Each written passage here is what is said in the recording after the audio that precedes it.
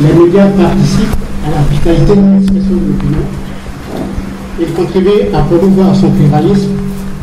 Ils concourent à sa formation. La presse est par conséquent un maillon essentiel dans l'événement majeur que constitue l'élection présidentielle dans la vie de la nation. Chers amis de la presse écrite, des médias électroniques et audiovisuels, votre rôle de témoin, d'observateur et de relais est considérable. Il vous confère au même titre que les acteurs politiques et les arbitres de la compétition une responsabilité historique. Depuis 1995, tous les scrutins présidentiels en Côte d'Ivoire ont malheureusement débouché sur des crises. Le dernier en date a provoqué la mort de plusieurs milliers d'habitants, et ce pays dont la terre a pourtant vocation à la fraternité, à l'espérance et à l'hospitalité. L'élection présidentielle est un moment de respiration démocratique. Je la considère comme le temps privilégié de la rencontre entre les citoyens, animés d'une vision et porteurs d'un projet d'avenir pour notre pays et le peuple souverain. Je ne reviendrai pas sur les motifs de ma candidature. Ils sont maintenant connus, je pense. Mais les conditions d'une élection préfigurent toujours les problèmes qu'il y aura à résoudre. La paix et la concorde ont longtemps distingué la Côte d'Ivoire sur la scène africaine, et le président Houphouët-Boigny disait que la paix, la vraie paix, qu'elle n'est pas un vrai mot, mais un comportement. Chers amis, nous devons faire en sorte que cette élection soit pour la Côte d'Ivoire un tremplin pour affermir le socle social et redynamiser le développement économique, et non pas notre plongeard dans les abîmes de la division et du déclin. J'aimerais attirer l'attention des responsables ivoiriens sur une réalité d'évidence. L'Afrique et le monde nous regardent. Nos partenaires internationaux se représentent ces élections comme les élections de consolidation. Pour nous autres Ivoiriens, il s'agit d'élections de régénération. Organisées dans la transparence et l'égalité pour tous les candidats, elles devraient redonner à notre pays sa place de phare dans la région, participer à reconstruire notre crédibilité diplomatique, nous assurer de nouveau la confiance nécessaire à l'investissement financier. Chers amis, j'ai pris l'initiative de vous rencontrer pour nouer entre vous et moi un dialogue que j'espère fécond et soutenu pendant cette campagne. Je viens d'achever la procédure de candidature telle que prescrite par la loi. J'ai déposé mon dossier à la commission électorale le 21 août 2015. Je me suis soumis ensuite aux examens médicaux le 2 septembre 1915. J'ai rempli ma part de contrat en dépit des obstacles artificiels et des obstructions délibérées de la première étape de ce parcours. Il est déjà temps de faire un état des lieux sur le contexte et les conditions de l'élection. Chers amis, le processus électoral tel qu'il est engagé m'amène à constater plusieurs anomalies qui sont porteuses de risques pour notre pays. L'un des enjeux de l'élection est d'enfin faire coïncider la légalité avec la légitimité pour pouvoir réformer notre pays et accompagner sa transformation démographique. Nous constatons tous que 5 ans après que le solde du contentieux électoral de l'élection présidentielle de 2010 n'est toujours pas apuré, une moitié de la Côte d'Ivoire continue à avoir des doutes sur le véritable résultat de l'élection. Le président du PDC lui-même a alimenté la suspicion en estimant que près de 600 000 voix lui auraient été volées par une commission électorale déjà présidée par l'actuel président de la CEI.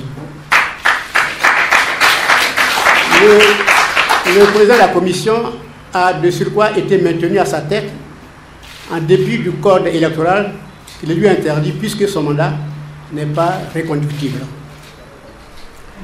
Pour cette partie de l'opinion, le président sortant demeure leur président. Sous-entendu celui d'une partie du pays et surtout de la communauté internationale. Cet état de fait est préoccupant. Il explique la campagne permanente menée avec les moyens de l'État par le sortant qui a annoncé sa volonté de se voir accorder 5 années supplémentaires à peine 2 ans après son accession au pouvoir. Mes amis, la Côte d'Ivoire politique reste à réunifier. La période ouverte pour l'enrôlement des nouveaux électeurs sur la liste s'est achevée sans susciter l'engouement que nous avons espéré. C'est un indicateur de tendance de l'opinion de nos compatriotes sur la fiabilité des échéances à venir. La nouvelle liste compte environ 360 000 nouveaux.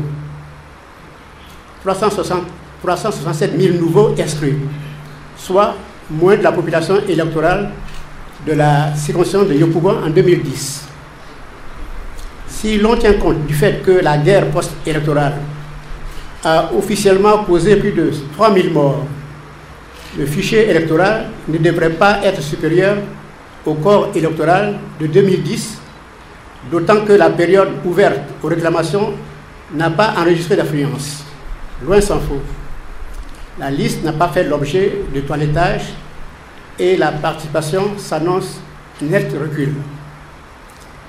Avec 13 voix délibératives sur 17 du côté du pouvoir au sein de la commission électorale, la composition de la commission électorale est totalement déséquilibrée.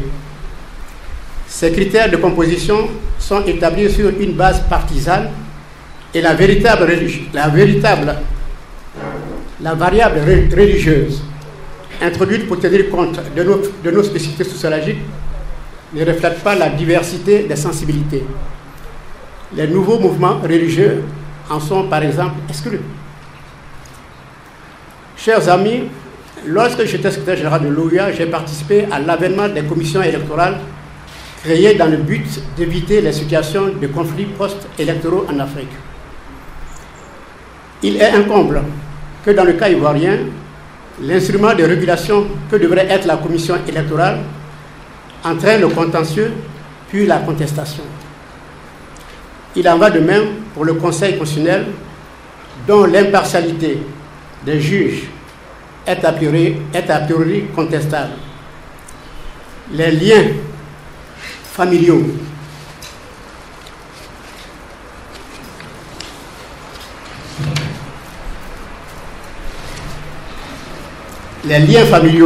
sociaux ou politiques entre le président sortant, par ailleurs candidat à la quasi-totalité des juges constitutionnels, déjà révélé par vos confrères Le Quotidien, vous avez ça, le temps se passe de commentaires. C'est le temps numéro 3567 du 25 août 2015. Ces juges ont tous agi dans le passé comme représentants du président sortant ou de ses alliés. Ils sont donc inaptes à statuer avec neutralité sur le contentieux électoral du 25 octobre 2015. J'ai sur ces questions une identité vue avec la plupart des animateurs de l'opposition à la politique menée par le système en place. J'ai eu des échanges fructueux avec les différentes formations et regroupements.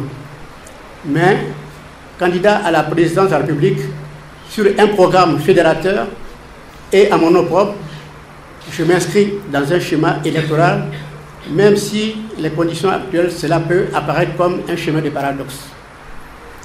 Un des sujets qui nous préoccupe tous, dans l'attente des décisions du Conseil constitutionnel sur l'éligibilité des postulants, est de savoir s'il va dire le droit ou s'il va dire ou non le droit et en fonction de quel texte. Chers amis, pour finir et avant de répondre à vos questions, je vais être sans ambiguïté sur une question de principe. Il n'existe pas d'autre voie que le respect de la Constitution.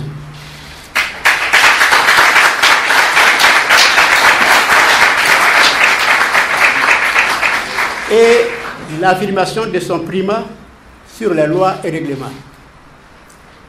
Il nous faut tirer les leçons d'une actualité brûlante sur notre continent. Notre proche voisin du Burkina Faso a connu l'incertitude d'un changement brutal de régime du fait du non-respect de la loi fondamentale. De même, le Burundi a replongé dans la violence pour des raisons identiques. Chers amis, nous devons tous travailler à protéger la Côte d'Ivoire. Je sais que les Ivoiriens veulent voir consolider l'état de droit et je considère cette aspiration comme louable. Chers amis, tant qu'une loi n'est pas amendée ou abrogée, elle doit s'appliquer à tous et pour tous.